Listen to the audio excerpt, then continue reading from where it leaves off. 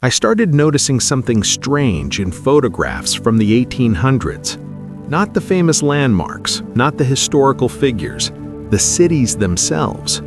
The buildings were enormous. Streets stretched wide and empty. Doorways stood tall enough for giants. Infrastructure looked permanent, heavy, built to last centuries. But the people in these photographs were few, scattered, sometimes absent entirely. It felt like walking into a theater built for thousands and finding only a handful of people in the seats. The scale did not match the occupancy. And the more photographs I examined, the more this pattern repeated. Cities across America, across Europe, across parts of Asia and Australia, all built with the same oversized proportions, all appearing strangely empty in early photographic records, as if they had been designed for populations that were not there, or were no longer there. I began collecting these images systematically, comparing them, looking for patterns. A photograph from New York in the 1860s shows Broadway. The buildings are massive, 5, 6, 7 stories, ornate facades, wide sidewalks. 3 people visible in the frame. Another image from Chicago around 1870, a main commercial street, stone buildings, cast iron storefronts, architecture that suggests a thriving metropolis. The street is nearly deserted. A photograph from San Francisco in the 1850s, a city supposedly in the middle of a gold rush boom. The buildings are substantial, permanent, not the temporary structures you would expect from a frontier town. But the crowds are thin. The streets look prepared for far more activity than the photograph shows. These are not disaster scenes. There is no rubble, no evidence of recent catastrophe, no signs of abandonment. The cities are intact. They are simply empty, or emptier than they should be. I looked for explanations in the historical record. The standard narrative is clear. The 19th century was a period of rapid urbanization. Industrialization drew people from farms to cities. Immigration brought new populations. Urban planning created modern city layouts with wide streets for sanitation, traffic flow, and future growth. All of this is documented. All of this is true. Cities did grow, populations did increase, and planning did occur. But this narrative does not fully account for what I was seeing in the photographs. If cities were growing, why do they appear so empty in images from this period? If populations were increasing, why does the infrastructure seem built for far more people than are visible? If this was forward-thinking urban planning, why does it look less like preparation and more like aftermath? I started examining the scale more carefully. The streets in many 19th century cities are extraordinarily wide, not just in major metropolises, in smaller towns, in places that would never develop the population density to justify such breadth. 30 feet wide, 40 feet, sometimes more. Modern urban planners design streets based on expected traffic and pedestrian flow. The streets in these photographs are wider than what would be needed for the documented populations of the time. The civic buildings are the same. Courthouses, post offices, train stations built on a monumental scale. A post office in a town of 5,000, built to serve 20,000. A courthouse in a county of 10,000, designed for crowds of 50,000. A train station in a city of 30,000 with platforms and waiting halls that could handle hundreds of thousands. The proportions feel wrong. Not slightly oversized, dramatically oversized. As if the planners knew something about future population growth that never materialized, or as if they were replacing something that had been lost. The timing bothered me. This pattern appeared within a specific window, roughly 1820 to 1870.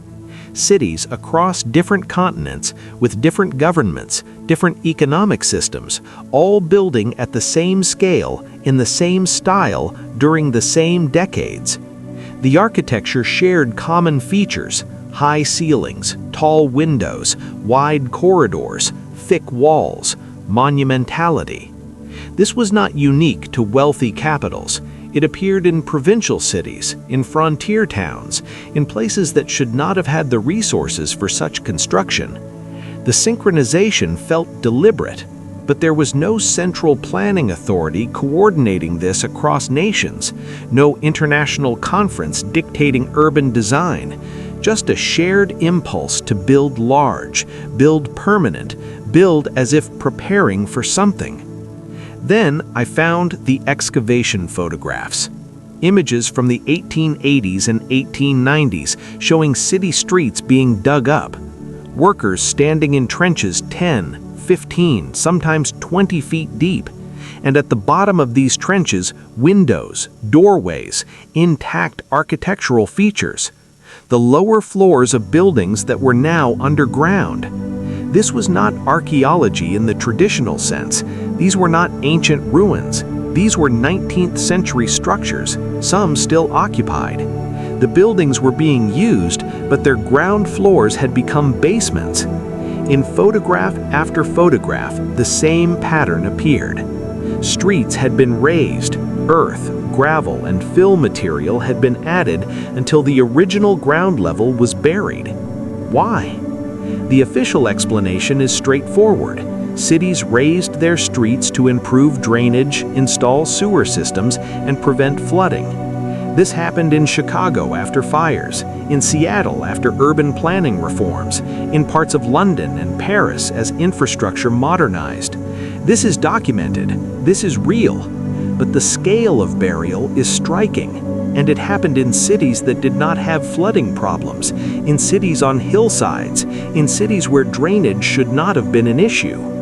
The raising happened quickly, within years, not decades, and it happened in many places at roughly the same time. I started looking at census data. Population records from the early 1800s are inconsistent. Some cities report growth, others report stagnation. Some show sudden increases that do not align with immigration records or birth rates.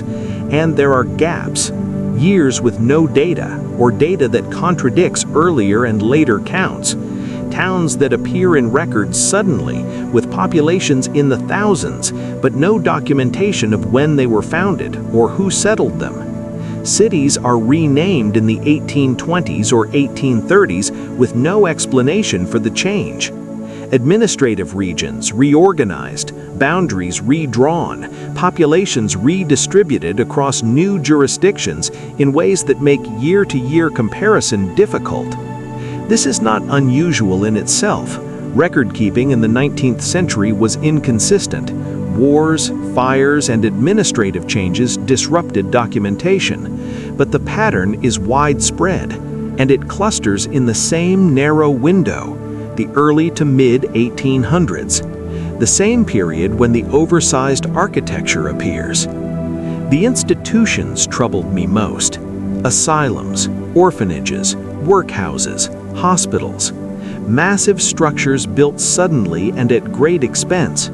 The Kirkbride Plan, a popular asylum design from the 1850s, called for wings extending hundreds of feet, capacity for 250 patients minimum. Some designs accommodated over 1,000. These asylums appeared across America within 2 decades, not in major cities only, in rural counties, in regions with small populations.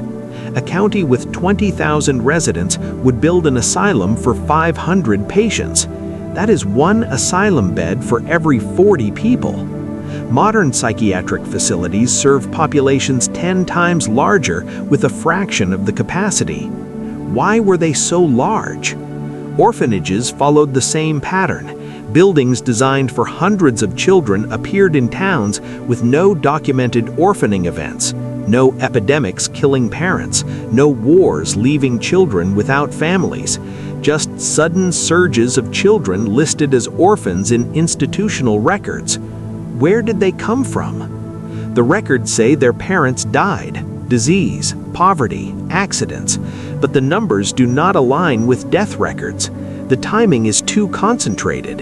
Entire generations of orphans appearing within a few years in multiple locations simultaneously. I began thinking about who these buildings were really for. Not the official categories, not the diagnoses and classifications, but the actual people who filled these institutions. Displaced populations, people separated from their communities, trauma survivors, migrants who arrived without documentation, individuals who did not fit into the reorganized social systems, people who needed to be processed, contained, and reassigned roles in a new order. The institutions were not just for care, they were for control. Not malicious control necessarily, but organizational control. A way to manage populations that had been disrupted and needed to be integrated into a system that had been rebuilt. This happens after every major disaster. People are moved to shelters, then to temporary housing, then to permanent relocation. Along the way, records are lost, families separated, identities confused. If something similar happened on a larger scale in the early 1800s, the result would look like what I was seeing. Massive institutions appearing quickly, populations that do not quite match earlier records, infrastructure built as if preparing for or responding to a major disruption. I encountered a hypothesis online called the mud flood. It is not accepted by mainstream historians, it is not taught in universities, but it attempts to explain the patterns I was observing.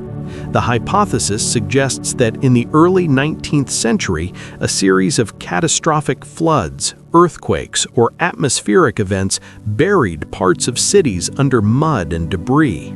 Not everywhere, not uniformly, but widespread enough to disrupt urban populations across multiple continents.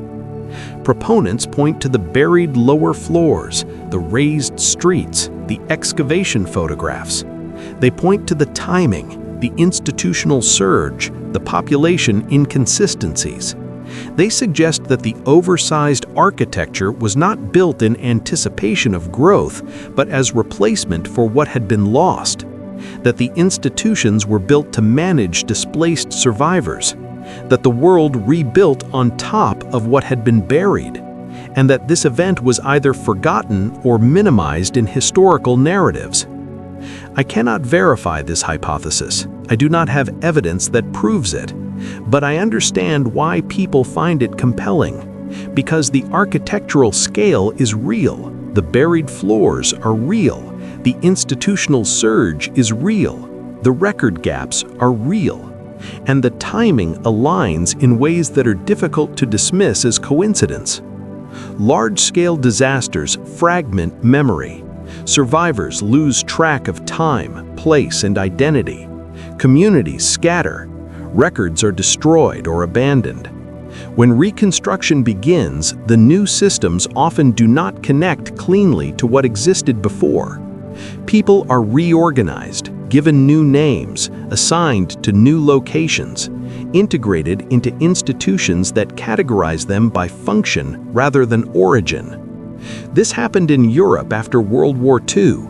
Displaced persons camps processed millions. Many lost documentation. Many were resettled far from their homes. Many never reconnected with their previous lives. It happened after Katrina, after the 2004 tsunami, after every major disaster that displaces populations en masse. The pattern is consistent. Trauma creates gaps. Reorganization creates discontinuity, and over time, the gaps are filled with official narratives that may or may not capture what survivors experienced. If something similar happened in the early 1800s, the evidence would look exactly like what appears in these photographs. Cities rebuilt at scale, institutions managing displaced populations, records showing inconsistencies that are never fully explained.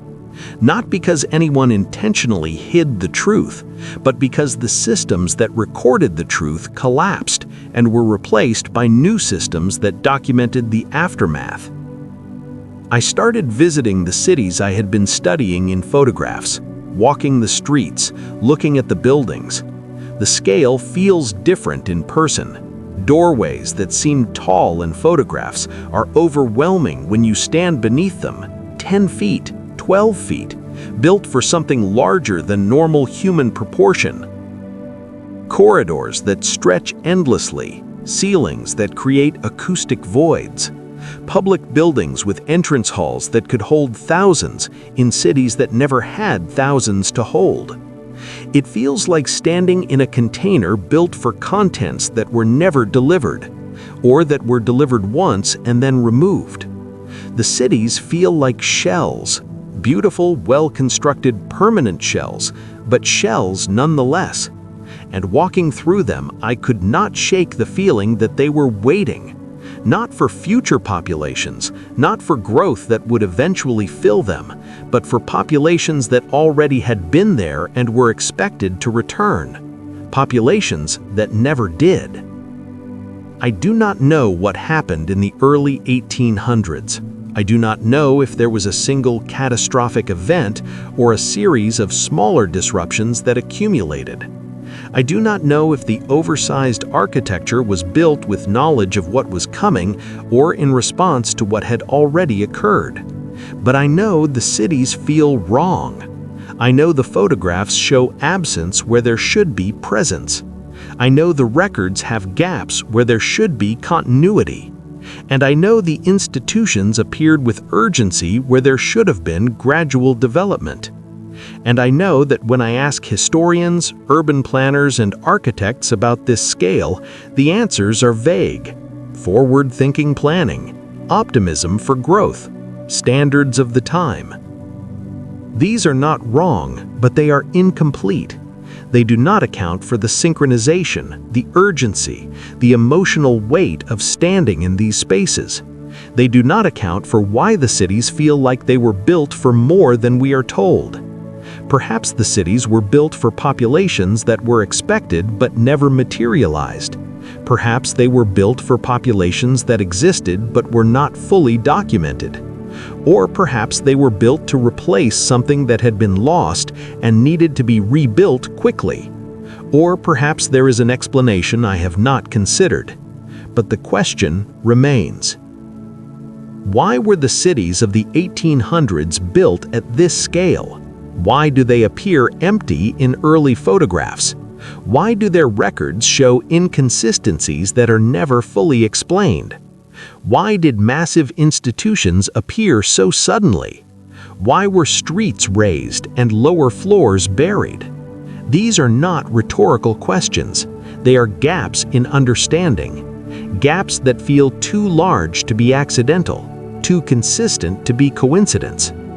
I keep returning to the photographs, the empty streets, the enormous buildings, the sense of preparation without fulfillment. And I keep asking the same question. Who were these cities really built for? Not the official answer, not the textbook explanation, but the answer that makes sense of the scale, the emptiness, the urgency. The answer that connects the architecture to the institutions, to the record gaps, to the timing. I do not have that answer, but I believe it exists. Somewhere in the photographs, in the buried floors, in the records that were lost or never written, in the spaces between what we are told and what we can see. The cities remain, silent witnesses to something that happened. Something that required rebuilding on a massive scale. Something that displaced populations and disrupted continuity. Something that left behind architecture too large for the populations that inherited it. And the question remains, what were these cities really built for? Look at the photographs yourself. Walk through the old districts. Stand in the enormous public buildings and ask yourself why they feel this way. Why the scale feels wrong. Why the emptiness feels intentional. Why the architecture feels like a response to something we are not being told. I cannot give you the answer, but I can give you the question and the invitation to look more closely. because the cities are still there. The photographs are still available. The records, incomplete as they are, can still be examined. And the pattern is still visible, if you know where to look.